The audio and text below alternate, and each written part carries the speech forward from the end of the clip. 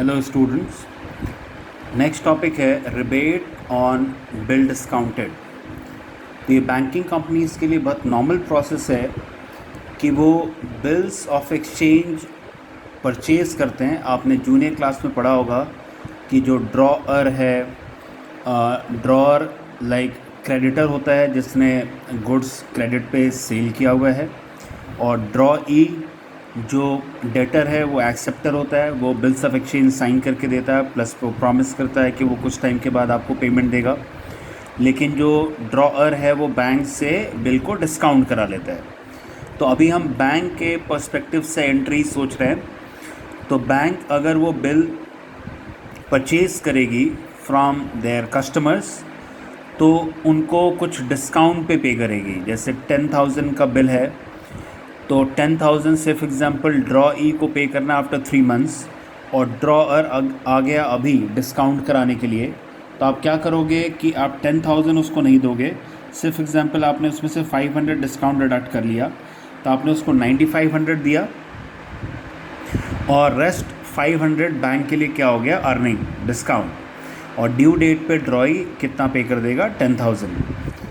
तो बैंक के पर्सपेक्टिव से क्या एंट्री होगी, bills purchased and discounted account debit, that is the total bill amount, to इसमें आ गया टू कस्टमर अकाउंट, जितना हम उसको अमाउंट डिडक्ट करेंगे आफ्टर डिस्काउंट। लेकिन इसमें क्या है कि अगर मान लो, जैसे नेक्स्ट क्वेश्चन भी है कि से फॉर एग्जांपल बैंक्स अपने बुक्स को क्लोज़ करते हैं 31 मार्च को, और 1 मार्च को आप आए एज अ कस्टमर और आपने बिल अपना डिस्काउंट कराया।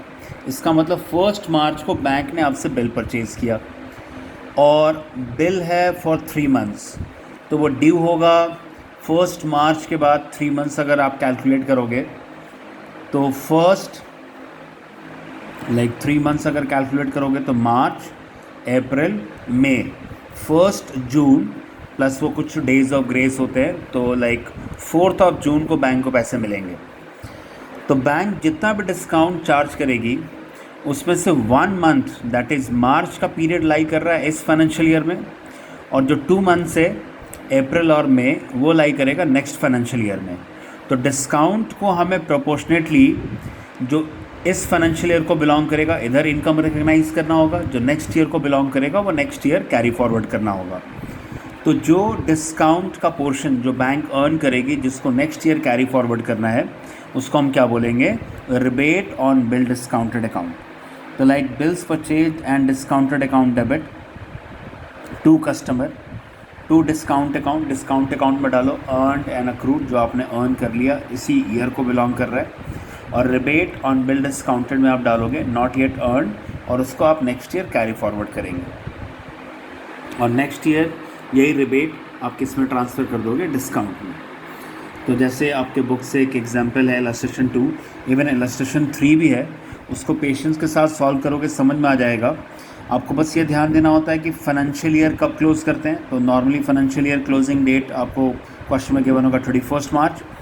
31 मार्च से पहले का जो टाइम पीरियड है, जैसे 31 मार्च 17 है तो 16, 17, जैसे 31 March 17 is the last date of the accounting year, और आपने बिल डिस्काउंट करा या बिल परचेज़ करा सिर्फ एग्जांपल 1 जनवरी को, और वो 6 मंथ्स का बिल है, तो क्लियरली 3 मंथ्स लाई करेगा 16, 17 के टाइम पीरियड में, और 3 मंथ्स लाई करेगा 17, 18 के टाइम पीरियड में।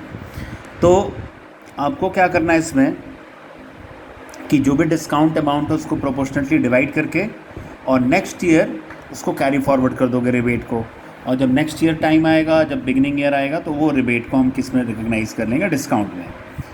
तो जैसे इलस्ट्रेशन 2 है, इसी लॉजिक को क्लियर करके अगर आप आगे इलस्ट्रेशन 3 भी सॉल्व करेंगे तो समझ में आ जाएगा।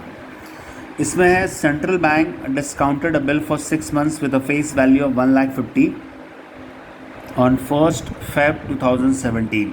तो जैसे हमने बैंक ने बिल का परचेज़ किया 1 Feb 2017 for Gitanjali at a discount of 15% per annum. तो आपने 15% के डिस्काउंट पे परचेज़ करा।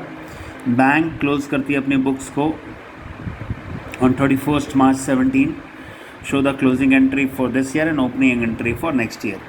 तो मेनली आप डेट लाइन देखो, डेट लाइन क्या है, 1 Feb को आपने बिल परचेज़ किया और वो 6 मंथ्स का बिल है, तो ड्यू डेट उसका पूरा होगा 31 जुलाई को।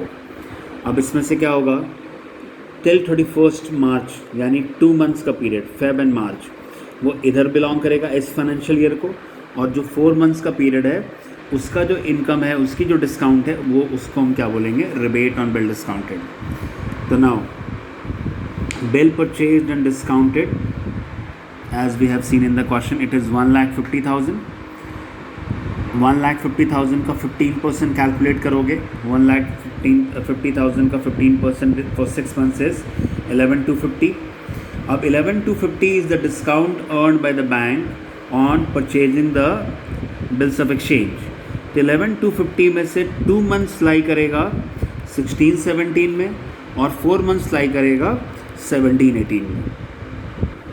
तो जो 2 मंथ्स का अमाउंट है वो टू डिस्काउंट में चला जाएगा, और जो 4 मंथ्स का अमाउंट है वो चला जाएगा to rebate on bill discounted. तो 11,250 इंटू 2/6, लाइक 6 मंथ्स का बिल है तो 2 मंथ्स इधर बिलोंग करेगा, तो 2/6 11,250 का निकालोगे डिस्काउंट में आ गया, और 4/6 निकालोगे 11,250 का, तो रिबेट ऑन बिल डिस्काउंटेड में आ गया।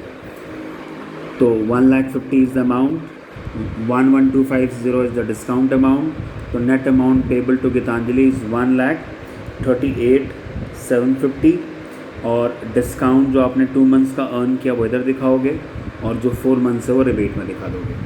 और नेक्स्ट ईयर ओपनिंग एंट्री क्या हो जाएगी, rebate on bill discounted account debit to discount, 7,500 आप डिस्काउंट में ट्रांसफ़र कर देंगे। तो आप इसी कंसेप्ट से थर्ड इलस्ट्रेशन भी अटेम्प्ट करोगे तो समझ में आ जाएगा। बस आपको यही कंसिडर करना है कि इधर इस फाइनेंशियल ईयर को जो बिलोंग करेगा वो इस फाइनेंशियल ईयर, जैसे इस क्वेश्चन में 17 से पहले का जो टाइम पीरियड है वो 17 की अर्निंग परटेन कर रही है, और 17 के बियॉन्ड जैसे 4 मंथ्स था तो वो नेक्स्ट ईयर की अर्निंग को परटेन करेगा।